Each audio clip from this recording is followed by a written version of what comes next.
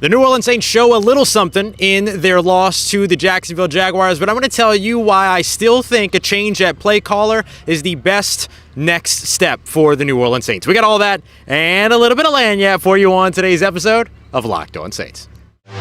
You are Locked On Saints, your daily New Orleans Saints podcast. Part of the Locked On Podcast Network, your team every day.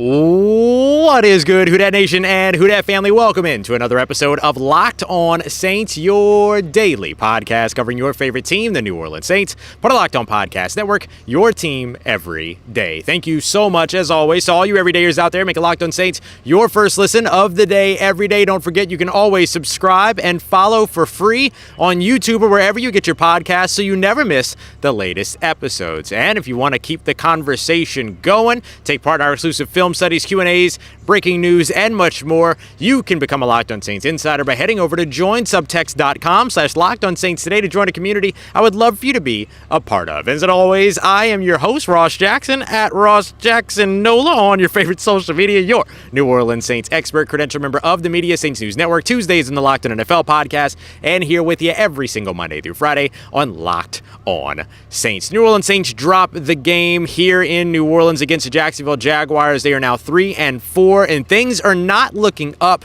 for this New Orleans Saints offense in particular. I'm going to give you the answers to the tougher questions that we asked tonight. We're going to take a look at why this loss is not on Foster Moreau. I also want to praise Demario Davis here in a moment. But first, I want to start off today's episode by telling you that the offense looked like it might have found something in the second half, or at least it will give you the guise of that. But I'm going to tell you why you shouldn't trust it. Right? I'm just going to be outright and honest here. I think the New Orleans Saints' best next move is still a change at offensive play caller. And I'm going to tell you why.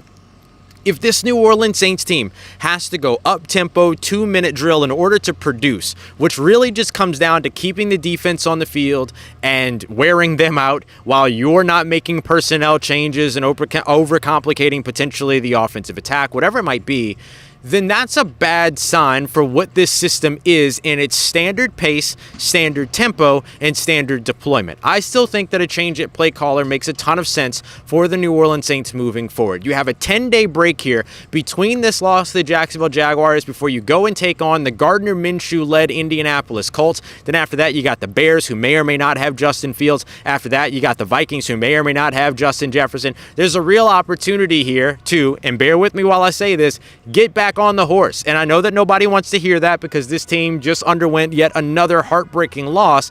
But if the Saints want to maximize their ability here, they need to try something new. I think that right now there might be a guys that you can look at and say, okay, well, the Saints found something, they figured something out because of their, up tempo, sort of getting that play, all the way down. You think about the touchdown. It was 3 plays on the quick pass to Michael Thomas. You got the great pass down the right sideline to Taysom Hill, and then you had another pass that finally got them into the end zone on the touchdown to Michael Thomas, and then you had the 2-point conversion that was beautifully drawn up, and one on the outside on the left side to Alvin Kamara, and you might look at that and go, okay, the Saints have found something, but I disagree. I don't think that the Saints found anything that's consistent enough by going up tempo that they can actually carry out over the course of a game. And we get the question all the time, why don't teams just go up tempo 2-minute drill all the time and for the entire game? It's because your team can't do that, right? Everybody gets tired. Your offensive linemen get gassed. Alvin Kamara mentioned to us today, like,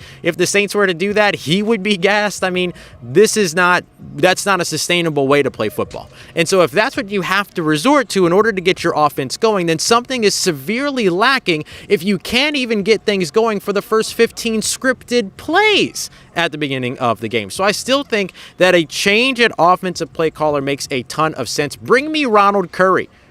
Bring me Ronald Curry. Can't be any worse than what you're seeing from this New Orleans Saints offense so far. Now, it's not all due to play calling. We saw a lot of stuff with the execution. Derek Carr told us after the game today that there are things that happen on the football field today in terms of miscommunication, in terms of lack of execution, whatever it might be, that should never happen on a football field, and that you're not going to be able to win games when that's happening. That means that the New Orleans Saints have got to get that fixed. We have seen this team now over the course of, 7 games, deal with communication issues, deal with effort issues, deal with a lack of chemistry issues, deal with their inability to fine-tune to one another in terms of speed, things like that. You see a lot of passes going behind receivers, things like that. These are all things that 7 weeks into a season should be handled by now. And it harkens back to last year when the New Orleans Saints coaching staff was saying in, I believe it was November, December, that they needed to find more creative ways to use Alvin Kamara. What do you mean? You have to have all of this stuff in place and ready to go. And if you don't, you have to get this fixed. And we've harped on this over and over and over again.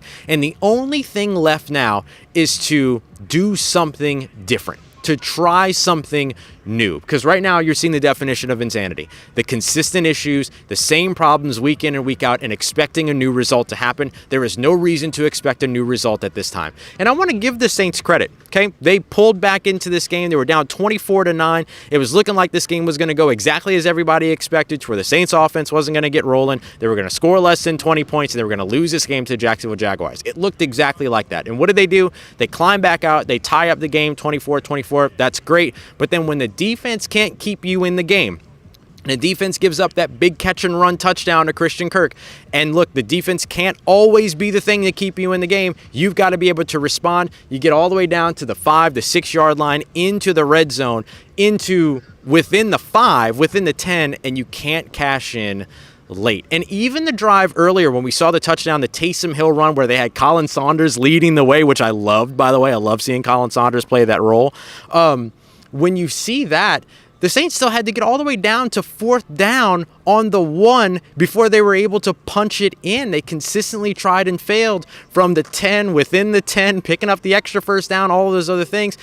That, and then getting the penalty that put the unnecessary roughness penalty that put them on the 1, and they still struggled to punch the ball in. Like, don't take the cheese here in terms of the fact that they scored the touchdown. Look at how hard they had to work. They had to take all their wide receivers off the field, have 2 running backs on the field, 7 offensive linemen, and a defensive tackle lead the way for Taysom Hill in order to punch it into the red zone. Something has got to change, and it has to change 3 weeks ago. It's got to change yesterday. Certainly needed to change before this game, and most certainly with 10 days between now and the Indianapolis Colts game next week, or next weekend, needs to change before that game. So don't take the bait. Don't take the cheese. This New Orleans Saints offense is not all of a sudden better than it has looked before. Remember the caution that you had after the New England Patriots game. Have that same caution here. If the New Orleans Saints don't make big changes, more drastic changes, you can't expect this team to win more games moving forward. That's just what it's looking like right now until it proves otherwise. Alvin Kamara said after the game, he's blessed, but I'm not going to say the same word that he used, but he's very, very angry with the way that this team has performed so far. He was asked, do you feel like this New Orleans Saints team is now closer on the offensive side of the football to where you all believe that you can be? And he straight up said no. And I love that reality check from Alvin Kamara.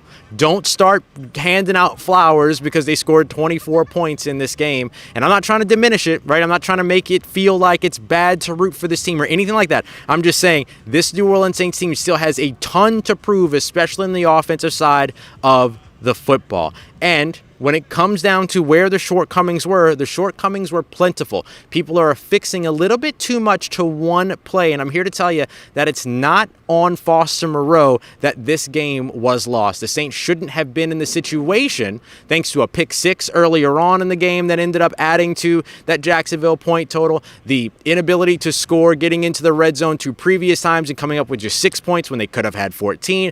All of these things have to be taken into consideration and how they led to that one moment where that ball goes just off the fingertips of Foster Moreau. That should not have been the death knell that it was. The fact of the matter is that this New Orleans Saints team should have been in much better position based on what they were given by the defense. 2 takeaways in this game early. Should have been able to keep pace with the Jacksonville Jaguars, who did get out to an early start thanks to all of their theatrics. You had the double passes, the screens, the reverses, the end arounds, all these other things. Once that playbook was worn out, with the exception of getting that nice crosser to Christian Kirk under the quarters coverage, it's just a good play call against a coverage. Those are going to happen. And the Saints not being able to get those front side defenders out there to be able to make the tackles, miss 2 tackles. There's a lot of things to point to here to see where this game went south for the New Orleans Saints, even though for a little while, it felt like the New Orleans Saints were going to be able to get it done. But I appreciate and respect the realness of Alvin Kamara, and of course I appreciate and respect the courage of a Foster Moreau who had a heartbreaking night here tonight, still talked to media, still allowed his teammates to lift him up, everything like that. This loss is not on Foster Moreau. This loss is on the New Orleans Saints collectively from every phase of the game. Coming up next, we're going to take a look at Demario Davis, who is an absolute miracle playing in this game, and I'm going to tell you the answers to the tough questions that we asked tonight. They're not super satisfactory, but give a little bit more clarity on why my earlier claim about why the New Orleans Saints should make a play caller change, show you exactly why that take is right. We got that coming up for you as we continue on and wrap up this postcast edition of Locked On Saints, part of Locked On Podcast Network, your team every day. Today's episode of Locked On Saints brought to you by our friends at Jace Medical. Jace Medical has what is one of my favorite pieces of preparedness, especially living here in New Orleans. You got the threat of hurricanes all the time. You got to be ready for power outages, all this other stuff. And so the Jace case has been an absolute necessity and something I am very grateful that I added to my preparation kit to make sure that me and my peoples are all taken care of inside the household. You want to make sure that everybody has what they need to take care of themselves and for you to take care of your people. So I want you to go and check out Jace Medical today. Grab yourself a Jace case, which includes 5 different antibiotics that help you fight a ton of different bacterial infections and even life-threatening infections as well. Go to jacemedical.com. Use the promo code LOCKEDON to get $20 off of your order. That's promo code LOCKEDON at jasemedical.com. Today's episode of Locked On Saints also brought to you by our friends over at Prize Picks. Prize Picks is the easiest and most fun way to play daily fantasy sports. It's not you versus a whole bunch of mystery lineups. It's not you fighting for a slice of a super large pie and you just kind of have to believe what they tell you. It's you and your football knowledge versus the house, or your MLB knowledge, NBA knowledge, women's basketball knowledge, whatever it is that you like. They have you covered over there. I think they even have golf as well that you can get in on. So there's a ton of good stuff for you to go and check out. You just pick 2 to 6 players, choose whether or not they're going to come in at more or less than their Prize Picks projections. You get those right, you can win up to 25 times your entry back. So go to prizepicks.com/LockedOnNFL. Use promo code in all lowercase LockedOnNFL for a first deposit match up to $100. Once again, that is prizepicks.com/LockedOnNFL, promo code LOCKEDONNFL for a first deposit match up to $100.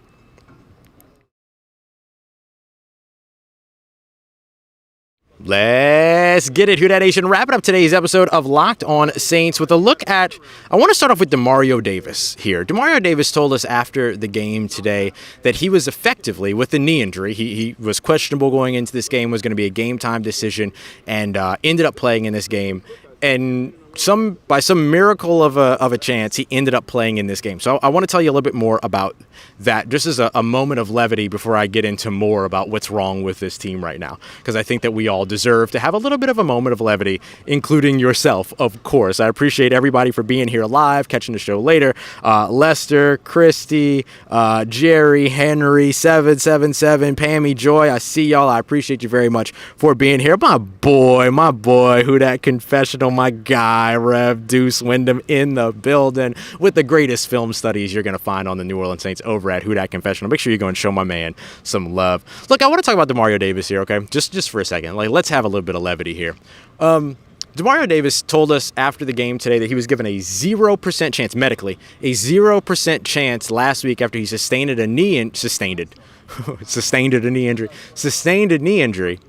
0% chance is what he was given medically to play in this game today. Did not practice. Remember, it was a Sunday game. Did not practice on Monday. Did not practice on Tuesday. Did not practice yesterday on Wednesday, although we did see him at practice on Wednesday.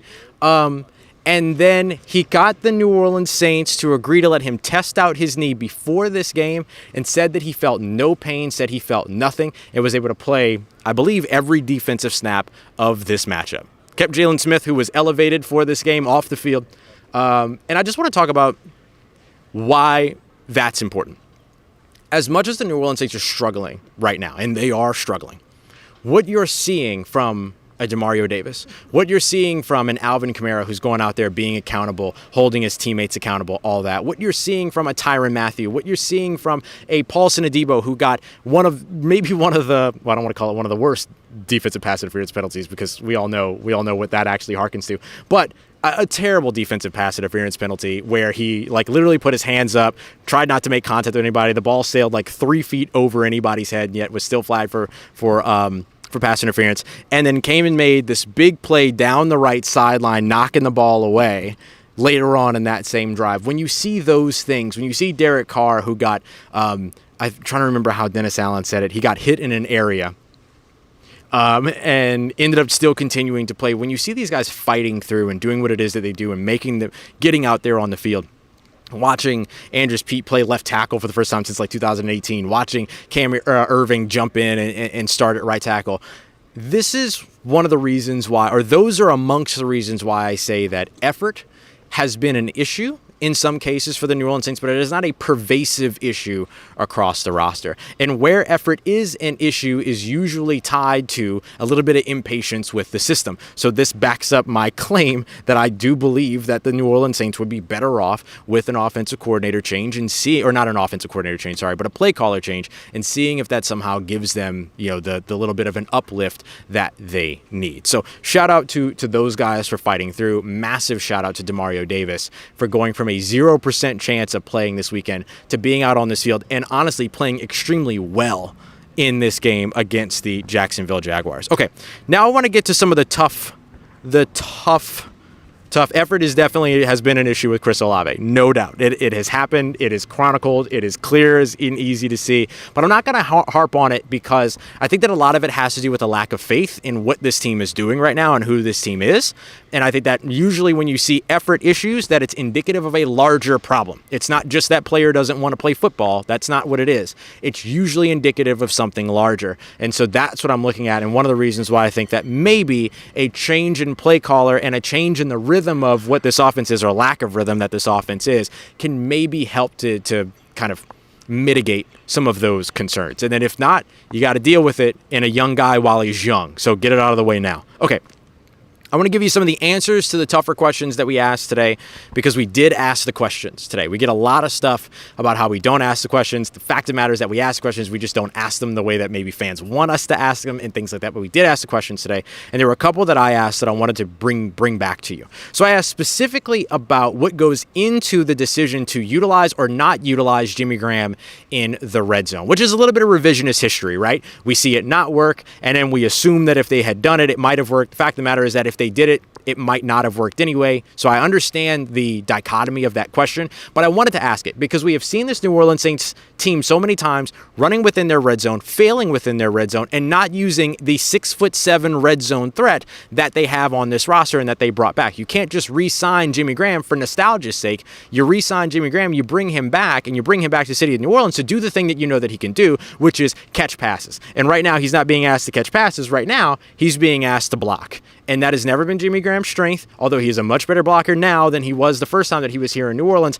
but he's also still 6'7".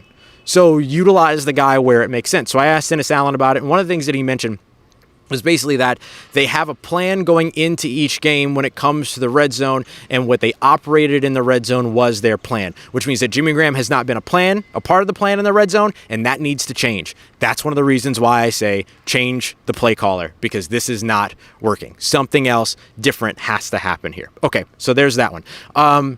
I asked Derek Carr about the downfield shots on 3rd and short because we saw, I think, another 2 of those. One of the things that he mentioned there was that it goes into a lot of studying in terms of what defenses tend to give on those 3rd and short opportunities, and in reacting to that based upon what they do. Sometimes some of these corners on the outside will sit, and then therefore they give you that deep shot, so he wants to take those deep shots.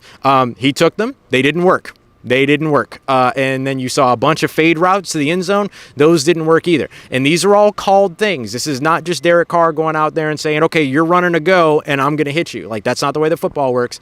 And so when you look at some of the effort stuff with Chris Olave being asked to run routes that he's maybe a little bit less comfortable running, or being asked to deploy himself in a way that is not the way that he wants to be deployed, those are conversations that need to be had, as well as, of course, these other situations where you're taking these deep shots on third and manageable instead of just taking the manageable ones. So I did ask that question, got a pretty good answer. I appreciated Derek Carr's answer from it because he kind of broke down what it is that goes into that decision making. Still don't agree with the decisions, but hey, look, if that's what the play call is and if that's what's being given to you and that's the option that you have and that you have to take, then something has to change about that play call, not necessarily about the decision. Finally, the last thing that I'm gonna mention here was we asked a bunch of questions about the effort issues for players. And one of the things that Dennis Allen mentioned was that it's noticeable. And Derek Carr mentioned that it's noticeable and that those are all things that have to get fixed. Maybe I'm out of turn when I say this, but for me, if there are consistent effort issues week over week, this is eventually going to become something you have to point to coaching and say, what's going on here? So over the course of these next 10 days, going into this game up against the Indianapolis Colts, there should be no more effort concerns. There should be no more these players are not on the same page and not understanding what they're being asked to do on a particular play call. Derek Carr expects this route, player runs this route, or a player runs one route, Derek Carr expects a different route. However it goes, those things need to be cleaned up because at the very, very least, you can be bad on offense, but at least run your offense. Right now, we're watching the New Orleans Saints be inconsistent on offense and not able to consistently run their offense at the same time. It's one thing to not be able to execute. It's another thing to not be able to run the play. And that's what we're seeing too often for this New Orleans Saints team. And again, to me, this is one of those things that comes down to the play calling, the play design,